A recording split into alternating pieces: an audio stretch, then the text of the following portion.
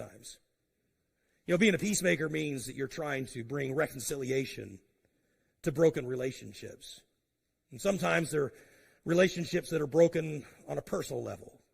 In other words, sometimes you'll find yourself at odds with somebody. It happens. We're human. We have disagreements with our family members, or church family, or our friends. We get into those places where conflict is inevitable. Most of the time, I think some of us, or if not all of us, are guilty sometimes of approaching conflict with other people with this mindset of, if you just ignore it, it'll go away. In other words, you have a falling out with somebody that you're close to. You kind of go your separate ways for a while. You don't look at each other. You don't want to talk to each other. There's this awkwardness. Instead of going and making things right, we just let it go on, and finally it's like, okay, well, if we go long enough, it'll just be like it never happened. And you know, sometimes that kind of works that way, but here's what I know is when there's an offense between two people, ignoring it doesn't make it better.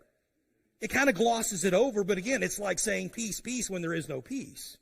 You know, God's pretty serious about his people having their relationships in right order, about having peace amongst brothers and sisters in Christ.